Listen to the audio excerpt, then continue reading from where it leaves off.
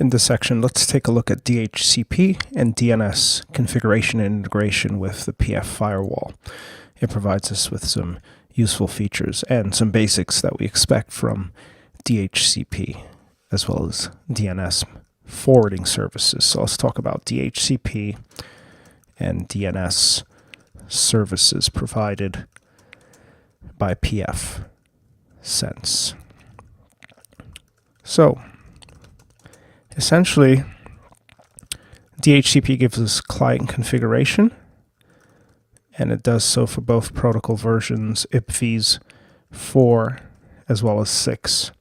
So you can supply, for example, standard IPv4 configurations via DHCP, which includes everything including the address of the system, the default gateway, the subnet mask, as well as other components.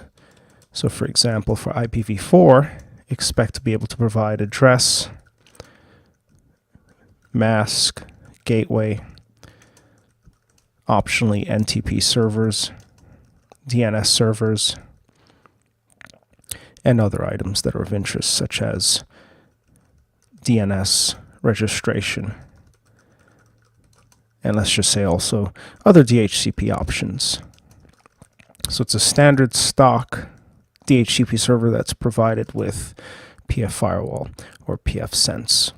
And for IPv6, similar configuration options are available, including, of course, the prefix, which is all important as the IPv6 client auto configures its address based on the prefix and its unique 48-bit MAC address, as well as other items such as the gateway, NTP, DNS, DNS registration, and additional DHCP options. So the similar configuration items are presented across both versions. The difference with IPv6 is the prefix, as from the prefix the client is able to configure its address, again using its unique MAC and other components. So regardless of protocol that's in use, pFsense provides us with options that are necessary. So that's why DHCP configuration is so important. And insofar as DNS is concerned, name resolution services are provided, namely the forwarder. So name resolution forwarder or DNS forwarder. And the implementation that's included here is DNS mask, which is available across the open source ecosystem or sphere. So you can install it on Linux, BSD, Solaris, etc. So what's provided is a forwarder. Let's just note that DNS mask is not, at least by default, a fully featured DNS server, but rather a DNS forwarder. And this is usually sufficient for routers, firewalls such as pFsense and other types of devices that you'd introduce into your edge for providing routed services that they may not need to host zones such as Linux CBT.internal or otherwise, but simply need to perform resolution services upstream where necessary. And upstream could simply be another router or another DNS instance within your network or out on the internet provided by your ISP. So it's a forwarding service. And we should also note that if you need a fully featured DNS server on pFsense, consider, let's say, installing Bind.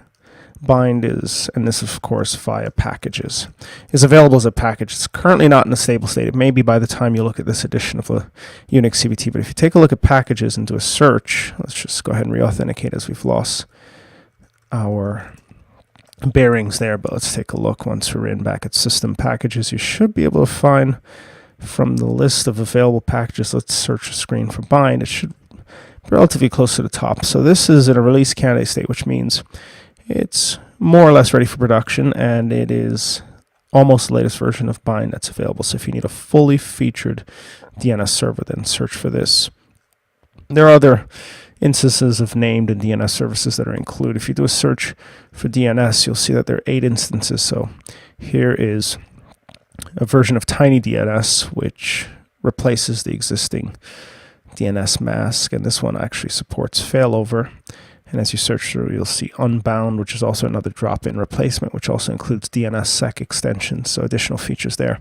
But this is, of course, an alpha version, so that's something you'll want to be mindful of in terms of production implementation. So this is in beta, which is considered more stable than alpha, so it's something you can test in your environment. But again, generally speaking, for enterprises, you'll have DNS services somewhere else on dedicated systems, perhaps Microsoft Active Directory or bind DNS, or both, combination of the two.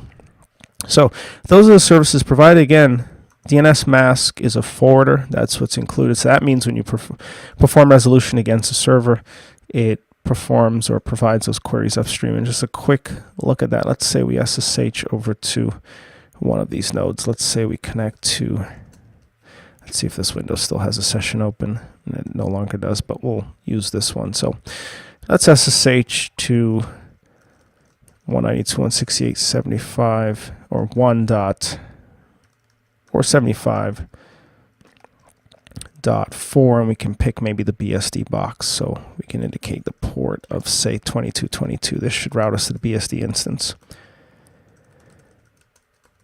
And from there, let's do a quick dig at 192.168.1.1, which is the default gateway of, say, www.linuxcbt.com. So DNS mask here performs the upstream resolution for us, and it caches the results.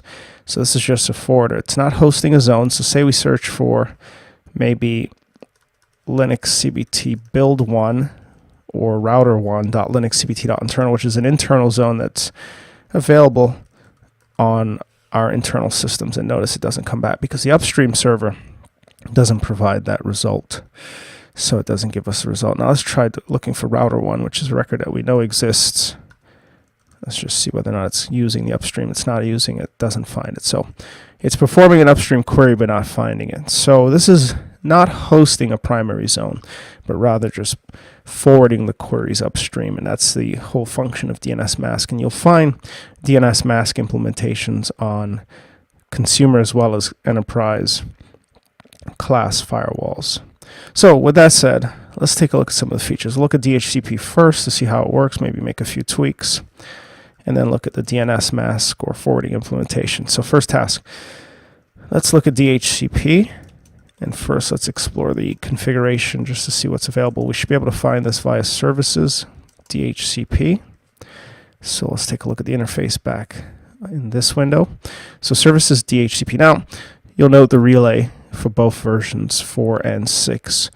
The relay will not function if DHCP server is configured on any of the interfaces available on your pFsense firewall. The whole idea behind a relay is to relay DHCP requests to a fully featured DHCP server for resolution. So perhaps on our 192.168.75 subnet, there's a DHCP server that's configured with a zone for 192.168.1 or any of the subnets that are administered by pFsense. So let's just note that DHCP relay service is not supported whilst DHCP server is configured on any pFsense managed interface. And let's just also note this is due to overlaps in the ports used to handle DHCP requests. So a relay functions as a mini DHCP server, but it seeks to forward to specific DHCP service for resolution. And let's just note that if your environment has a centralized DHCP server, simply configure zones matching the various, let's say, pFsense managed subnets to allocate addresses and configuration. So in other words, we could just as well have DHCP relay on pFsense point to, say, 192.168.75.1, which is the default gateway on the main subnet, which functions as a DHCP server. And so long as it has a zone for 192.168.1.0/24, then the resources would be allocated accordingly. So you're not able to operate both DHCP relay and DHCP servers at the same time. However, the DHCP server has its own configuration. Now, for any interface that has a static IP, you can configure DHCP services. So let's just note that as well, that, and perhaps this will be as A1, that DHCP server operates on any interface that has a static IP. And this is noteworthy because, for example, our WAN interface is currently plugged into a LAN, not an actual WAN. So pFsense could function as a DHCP server on 192.168.75 in conjunction with the local subnet of 192.168.1. So it could supply DHCP details for both subnets, and that would work as well. So you could have a drop-in replacement for your existing DHCP infrastructure using pFsense as a consequence, because it'll work on any interface with a static IP. So let's just note that this means that pFsense can function as a drop-in replacement for all DHCP services on all connected subnets. And that's because it's allowed to service any interface to which it's connected. Usually you use firewalls to connect to edges. However, in enterprise environments, firewalls are found throughout the environment, wherever there's a delineation between subnet A and subnet B.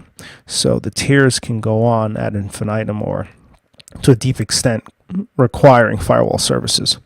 So it's currently disabled on the external interface, and that's fine because on the external interface's subnet of 192.168.75.0, there exists a DHCP server, and we saw remnants of that when we initially installed pFsense. The fact that pFsense's interface was addressed initially as a DHCP address means that there's a DHCP server on the wire. So we can ignore the WAN interface altogether, but despite the interface that's selected, the form fields are the same. So if you enable for WAN, it's the same form fields as found on the LAN side.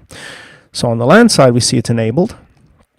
You can deny unknown clients, so only a set number of nodes with certain MAC addresses will be allowed to use the subnet. And then we go directly into the subnet descriptor. So the subnet that's served by default marries or is married to or matches that of the subnet to which the LAN interface is connected. So the LAN interface is a member of 192.168.1.0.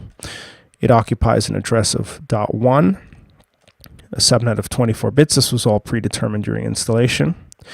And the entire block is up for allocation with the exception of the address that's used by pFsense. Now, within this full 24-bit block, we see that the range that's currently allocatable is 10 through 245. That means there are a few addresses, 246 through 254 available, and 2 through 9, or 1 through 9 available that cannot be allocated. You can define multiple pools so that you have static spaces or spaces for perhaps static allocations at some other point. So you could narrow this scope. So for example, we know addresses 100 through or 102 through 104 currently leased. You could say that the range may be 100 through maybe 120 is what's to be allocated as a default range, and then add pools that are outside of that particular range. So if you save the changes here, this will not break the existing configuration, as the 3 nodes are assigned 102 through 104, and now the range is 100 through 120. Then this would allow us some room to set aside maybe 121 through 150 for static assignments, and then we could pick up at another point, which is by adding another range. So the first range, and this is no different than administering your DHCP configuration on Linux via the config file. So your first range will be 100 through 120. And maybe a second separate range will be, say, 1.150 through, or maybe 151 through 199 or something along those lines. And that would still give us some room on the outside to specify additional items. And let's just go ahead and save it so it adds that particular range. And now this gives us 2 ranges so that the DHCP server is able to select addresses from both ranges when allocating to clients. And as you can tell, it picked from the middle of the range initially. So it started at 102 and went up. So now we have split ranges. If there are WIN services provided by Samba or perhaps Windows native, you can specify them here.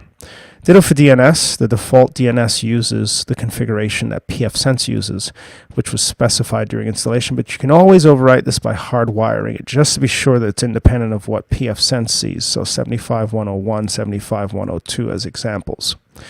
So those can be hardwired. But again, the default is to derive from what pFsense is ascertained. The default gateway is the interface IP of 192.168.1.1 on the LAN interface.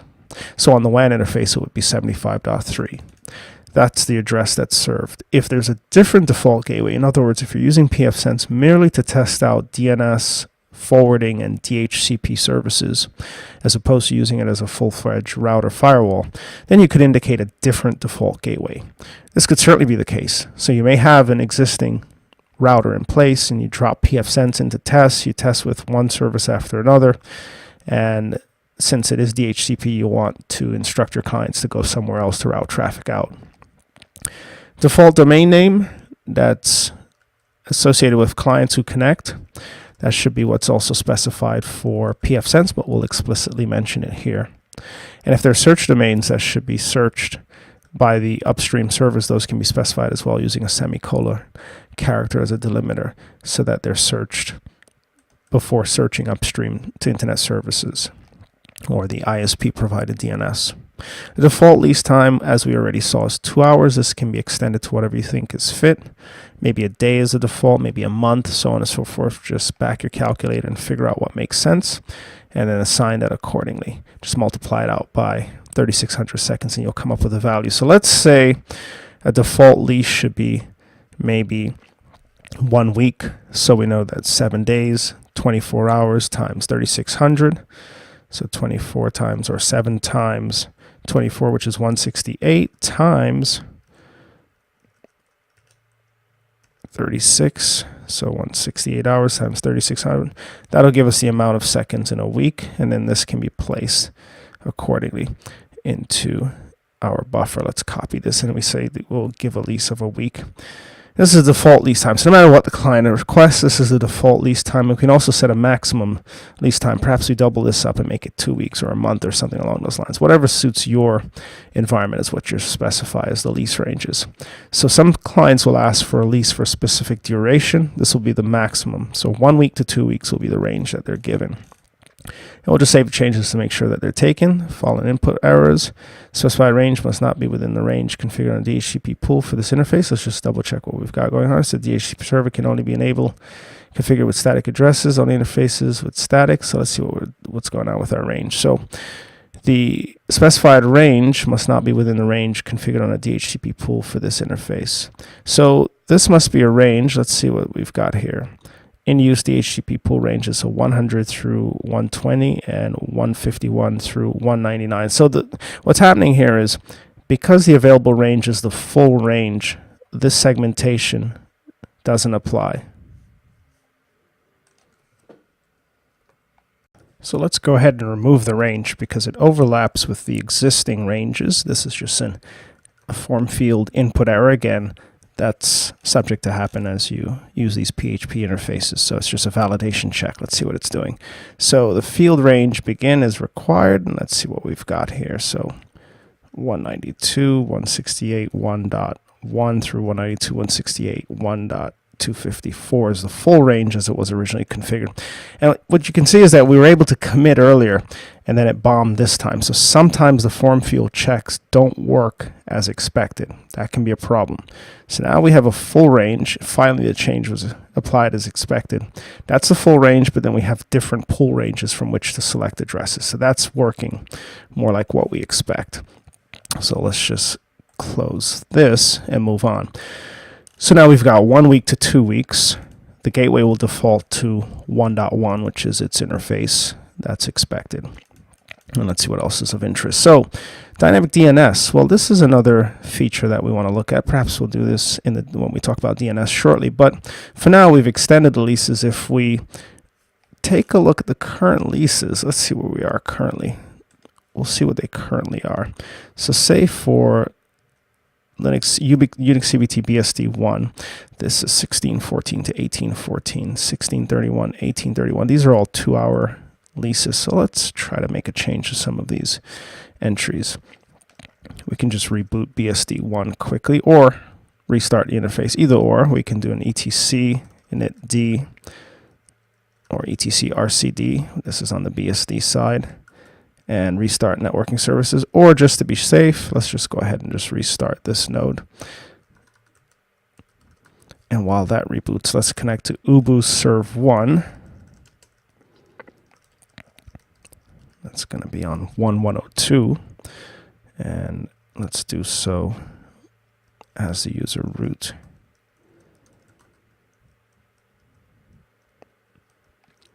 And this should come up momentarily. Let's see what we've got going on here. So if config shows 102. So on this node, let's just do an invoke networking restart. And then this will show a new lease. And then the BSD box will come up with its lease. And then the win box, we can also alter by either connecting to the other side of the interface and dropping the interface and then restarting. So let's try that. Since we've got a window over here, that's going to be win2, and we'll expect that it'll behave accordingly. So let's hide the navigation bar from here, and maybe in this window we'll get a GUI quickly, and then move on and talk briefly about DNS configuration, perhaps dynamic DNS. So let's see what we've got. This is home, work, etc. Home or work are considered to be safe networks, so either or should be fine. And let's take a look at the network configuration. So change adapter settings, we'll drop the interface and bring it back up, or just renew the lease, either or. But since we're here, we'll just do a disable. That'll drop any IP resources without killing us since we're at the console. Then enable. That'll bring the interface back up. And then that looks like it's coming up. Identifying. Let's just make sure that actually is set before we leave, because sometimes when interfaces are problematic upon resumption, so should graduate from this stage of identifying to obtaining an address with the new lease, which should be longer.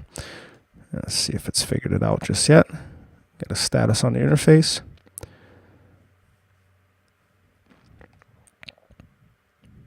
So still no IPv4 information just yet. It knows the DNS. And let's see what it's doing. It's taking a bit.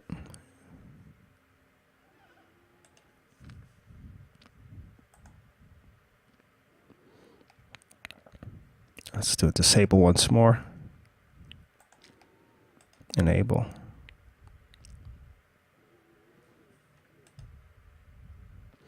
So we can't just so quickly drop this interface. It's taking a bit to come back up. Let's see if the other nodes have resumed their configurations. Will pop back over. So from pf, we should be able to refresh this page.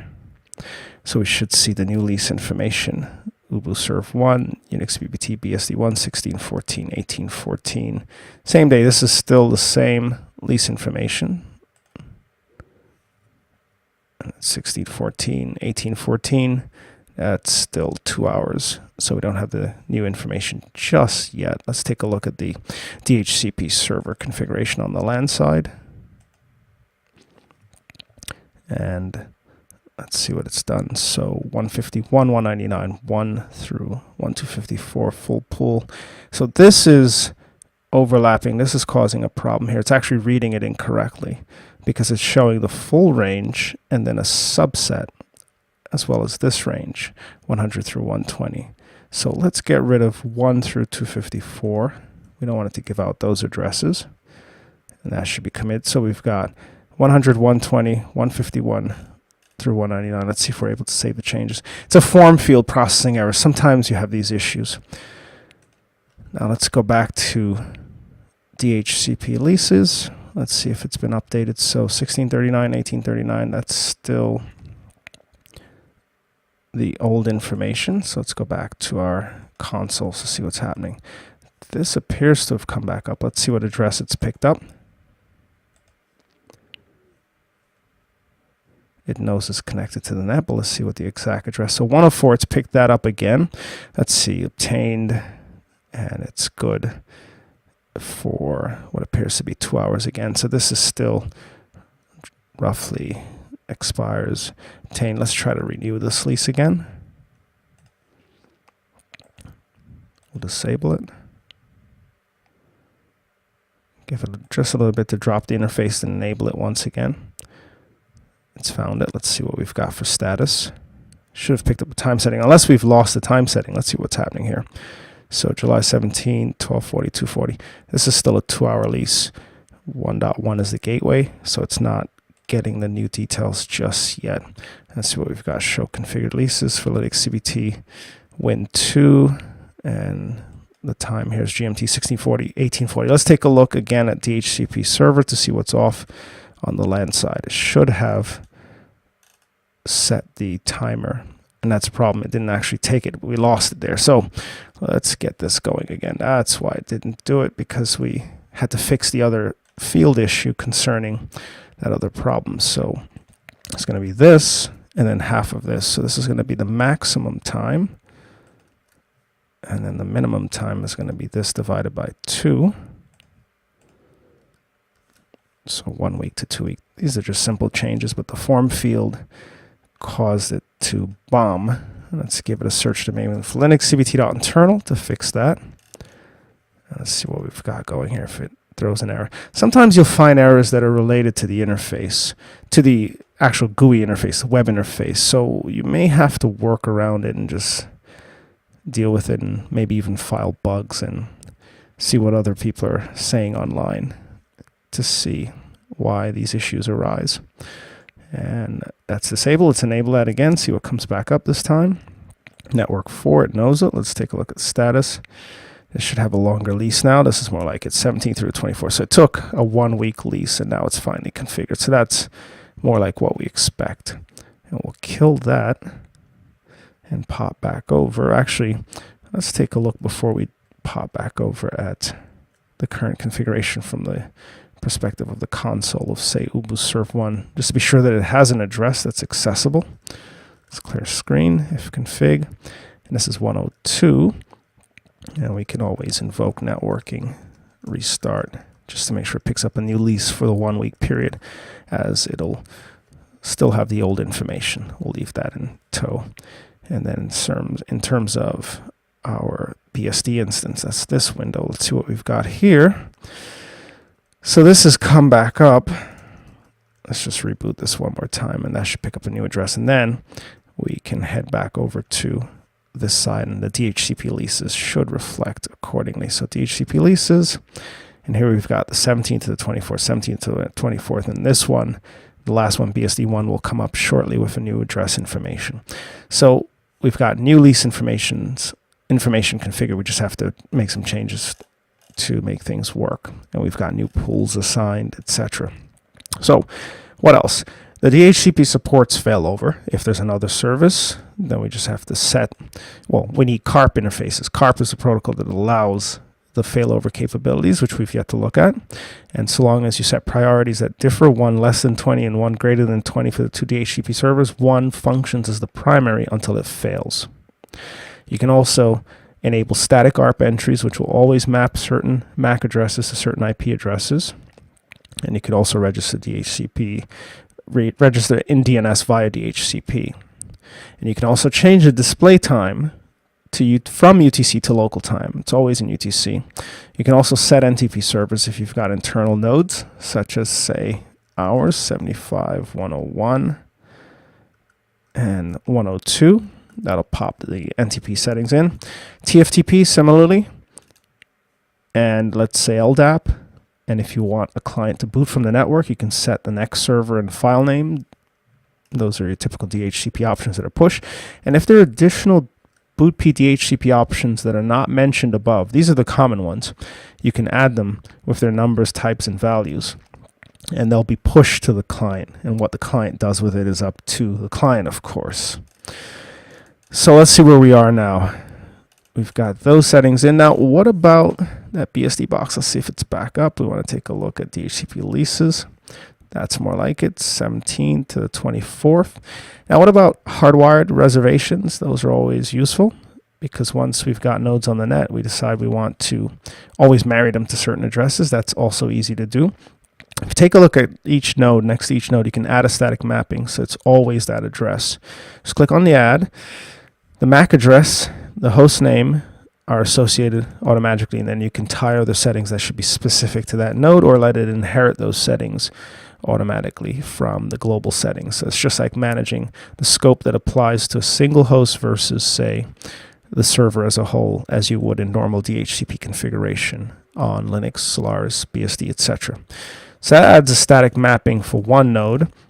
That's the Unix CBT BSD1 box. You should see it at the bottom. And for the other nodes, you can either click Add from here below, which will allow you to add a static mapping, and then you can place the MAC addresses, or you can get it from the leases screen as we did earlier. So go to DHCP leases and just pop in the reservations, and as you can see, it's red, indicating it's already reserved. And you add the others similarly so they always get the same addresses. And just click Save at the bottom, and they'll always be those addresses. If there isn't competition from other nodes, then the nodes will always get the same addresses for the most part. And let's take a quick look at these DHCP leases again. Pop this last one back in, and this too will be reserved. Now DNS, as we've said, we already know it's a forwarder, and its configuration is based on the primary configuration associated with the system. So when you take a look, say, at the system's general settings, the DNS configuration that's specified here, 101 and 102, and the domain apply to the DNS forwarding in general of clients that use this server. So when you make a request against a DNS mask instance, the request is forwarded initially to this DNS server, and if it fails, to this DNS server. pFsense can query multiple DNS servers simultaneously, and whichever one comes back with a result will be used. So if a node is down, such as 102, which currently is, 101 will be the one that's authoritative or responds, hopefully successfully all the time. So that's the forwarding component of it. Now, the conjunction of, say, DHCP and DNS is to register addresses. One conjunction, that is. So as a separate task, let's say configure DHCP to register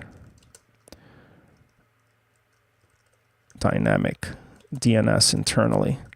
So certainly there are external DNS dynamic services that are available that you can register with. You can configure your node to register with those online services, as well as custom self-managed services. That's definitely not a problem. Your WAN interface can be set up to do that. And you can do that through the Dynamic DNS interface screen. So you can do Dynamic DNS, click on Add, and pick a service.